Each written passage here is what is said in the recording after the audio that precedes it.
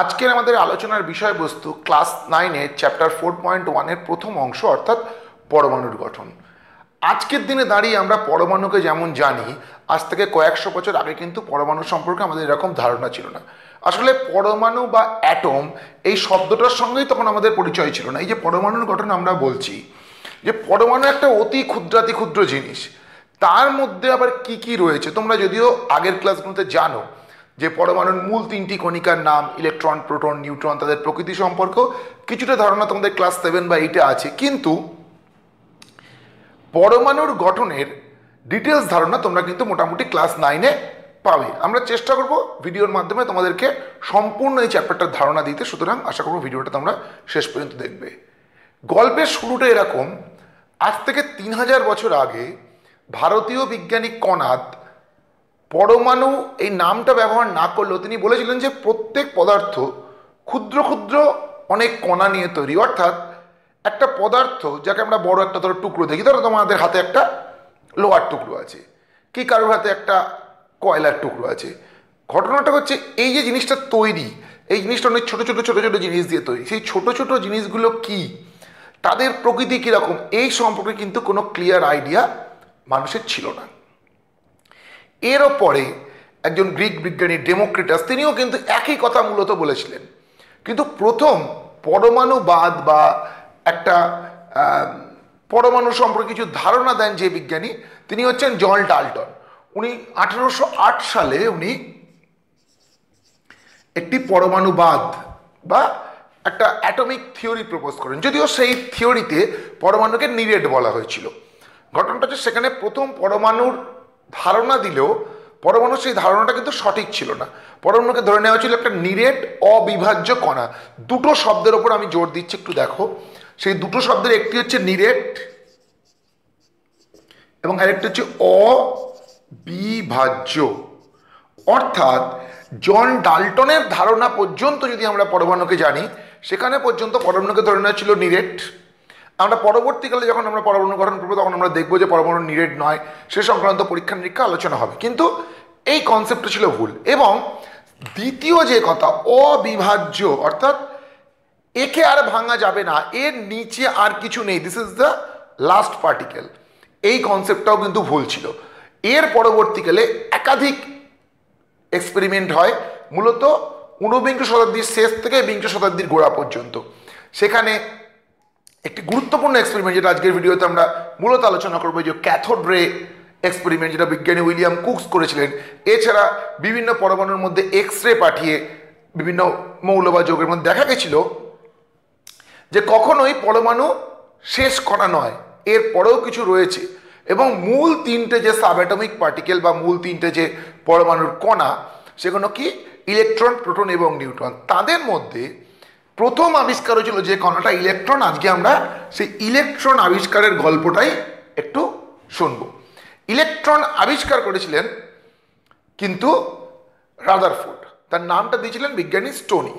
এগুলো ইনফরমেশন তোমরা যে কোনো জায়গায় পেয়ে যাবে, কিন্তু মূল এক্সপেরিমেন্টটা কী ছিল এটা আমাদের বোঝা দরকার। মানে যেখান থেকে ইলেকট্রনের অস্তিত্ব সম্পর্কে জানা যায়, যে ইলেকট্রন বলে যে আদৌ কিছু আছে এইটা সম্পর্কে জানা যায়, সেই বিজ্ঞানী উইলিয়াম কুকস এই পরীক্ষাটি করেছিলেন। আগে তোমরা এই সেট আপটা একটু বোঝো কি ছিল। এখানে যেটা ছিল, এটা একটা কাঁচের টিউব, যার একটা প্রান্ত থেকে বায়ু বের করে নেওয়ার মতো একটা ব্যবস্থা আছে। বায়ু নিষ্কাশক পাম্পের সাহায্যে বায়ুটাকে বের করে নেওয়া যাবে, এবং বায়ুটাকে বের করে এর ভেতরে খুব অল্প চাপ সৃষ্টি করা হলো, 0.01 মিলিমিটার। যদি তোমরা বুঝতে চাও চাপটা কতটা কম, তাহলে একটা বলি, সাধারণ বায়ুমণ্ডলীয় চাপ হচ্ছে 760 mm অফ Hg, আর এটা হচ্ছে 0.01। তাহলে নিশ্চয়ই বুঝতে পারছো যে 760-এর তুলনায় 0.01 সংখ্যাটা কতটা কম। এতটা কম চাপ কিন্তু এই টিউবের মধ্যে সৃষ্টি করা হলো, ভেরি লো প্রেশার। এবং কি করা হলো, এর দুই প্রান্তে উচ্চ বিভবযুক্ত দুটো পাত। এখানে মোটামুটি যে বিভবটা দেবে 10,000 ভোল্ট ডিসি ডিরেক্ট কারেন্ট। এই প্রান্তটা হচ্ছে ক্যাথোড এবং এই প্রান্তটা হচ্ছে অ্যানোড। প্রথমত এই ব্যবস্থাটাতে যদি এখান দিয়ে কোনো কণা না যায়, তাহলে কিন্তু তড়িৎ প্রবাহিত হওয়া উচিত নয়। কেন উচিত নয়? কারণ এখানে সার্কিটটা ব্রেক করে আছে। দেখো তোমরা যে এইটা হচ্ছে আমাদের নেগেটিভ এন্ড ক্যাথোড এবং এটা হচ্ছে আমাদের পজিটিভ এন্ড অ্যানোড। তাহলে পজিটিভ এন্ড আর নেগেটিভ এন্ড জোড়া না থাকলে কখনোই কোনো একটা বর্তনী দিয়ে তড়িৎ প্রবাহিত হওয়া উচিত নয়, কিন্তু দেখা যাচ্ছে এখানে প্রবাহিত হচ্ছে। এবারে এই যে তড়িৎ প্রবাহ এখানে ঘটছে কি করে বোঝা যাবে? খুব সহজ, যদি আমরা এখানে একটা অ্যামমিটার বসিয়ে দিই, আমরা দেখবো অ্যামমিটারের কাঁটাটা নড়ছে, তার মানে এখান দিয়ে তড়িৎ প্রবাহিত হচ্ছে। তড়িৎ যদি এর মধ্যে দিয়ে প্রবাহিত হয় তাহলে অবশ্যই এই যে ফাঁকা অংশটা, এই ফাঁকা অংশটা দিয়ে কিছু একটা যাচ্ছে। এই ফাঁকা অংশটা দিয়ে যদি কিছু না যেত তাহলে এর মধ্যে তড়িৎ প্রবাহিত হতে পারতো না, কারণ এই জায়গাটা সার্কিটটা খোলা। তখন যেটা নিয়ে কিউরিসিটি জন্মালো যে কিছু তো একটা যাচ্ছে কিন্তু সেটা দেখা যাচ্ছে না, তাহলে আমাদের বুঝতে হবে যে এটা কোন দিক থেকে কোন দিকে যাচ্ছে। মানে আইদার এটা ক্যাথোড থেকে অ্যানোডের দিকে আসছে না অ্যানোড থেকে ক্যাথোডের দিকে আসছে, এইটা কোনো মতেই ডিসাইড করতে হবে। তবেই আমরা বুঝতে পারবো যে সেই যে রশ্মি বা কণা আমরা যাই পরবর্তীকালে বলি না কেন তার উৎপত্তি কোথা থেকে হয়েছে। তার জন্য কি করা হলো? তার জন্য এই দুই প্রান্তে ফ্লুরেসেন্ট একটা সাবস্টেন্স জিঙ্ক সালফাইড দিয়ে একটা আস্তরণ দেওয়া হলো, ZNS জিঙ্ক সালফাইডের একটা কোটিং করে দেওয়া হলো। কোটিং করে দিয়ে এই ক্যাথোডটার মধ্যে একটা ছোট্ট ছিদ্র করা হলো আর অ্যানোডটার মধ্যে একটা ছোট্ট ছিদ্র করা হলো, মানে অ্যাজ ইফ একবারে দুটো করা হলো না, একটা করে করা হলো। তারা প্রথমে ক্যাথোডটাতে ছিদ্র করে দেওয়া হলো, দেখা গেল ক্যাথোডটাতে ছিদ্র করে দেওয়ার পরেও এই যে পেছনে জিঙ্ক সালফাইড লেয়ারটা রয়েছে সেখানে কোনো প্রতিপ্রভা মানে কোনো গ্লো সৃষ্টি হচ্ছে না। তার মানে এখান থেকে ডিসাইড করা গেল অ্যানোডের দিক থেকে কিছু আসছে না, কিছু আসলে এখানে যদি স্ট্রাইক করতো, এখানে যদি আঘাত করতো তাহলে এখানে একটা প্রতিপ্রভা হতো। কিন্তু যখন দেখা গেল যে এই জায়গাটাতে একটা ছিদ্র করে দেওয়া হয়েছে তখন এই জিঙ্ক সালফাইডটা গ্লো করছে।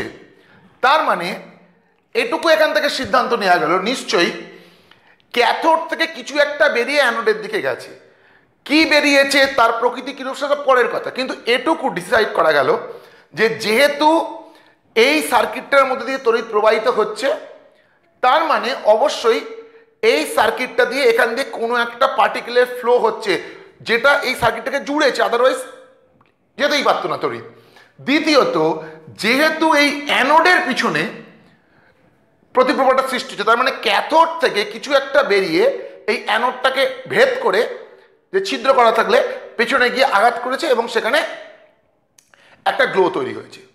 তখন সিদ্ধান্ত নেওয়া হলো কি এটা ক্যাথোড থেকে উৎপন্ন হয়েছে। ক্যাথোড থেকে উৎপন্ন হলো বলে এই রশ্মিটার নাম দেওয়া হলো ক্যাথোড রশ্মি, যে ক্যাথোড থেকে কিছু একটা বেরিয়ে অ্যানোডের দিকে গেছে।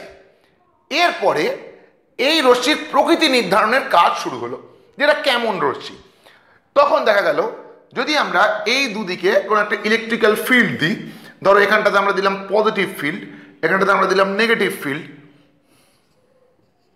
তখন দেখা যাচ্ছে যে এই রশ্মির যে মুভমেন্টটা সেটা হচ্ছে এই পজিটিভ ফিল্ডের দিকে। এবার আমরা কি জানি যে বিপরীতধর্মী তড়িৎ পরস্পরকে আকর্ষণ করে। যেহেতু ক্যাথোড রশ্মি পজিটিভ ফিল্ডের দিকে যাচ্ছে এবং ম্যাগনেটিক ফিল্ড দিলেও দেখা যায় যে সেদিকেই যাওয়া উচিত যেদিকে কোনো একটা নেগেটিভ রশ্মি যায়।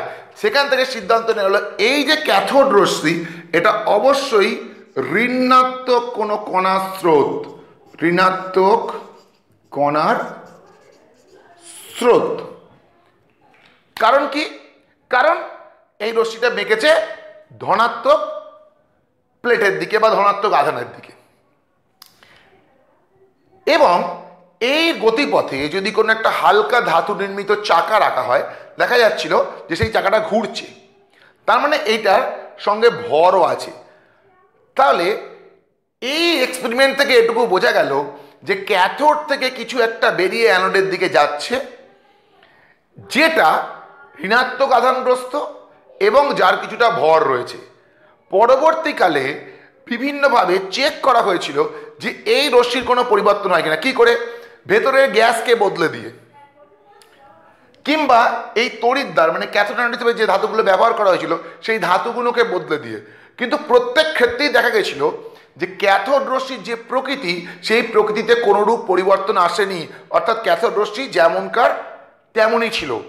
তখন বোঝা গেল যে ক্যাথোড রশ্মি যেটা পরমাণু থেকে বেরোচ্ছে সেটা যে কণার স্রোত, সেই কণাটা প্রত্যেক পরমাণুর মধ্যেই বর্তমান এবং সেই কণাটা ঋণাত্মক।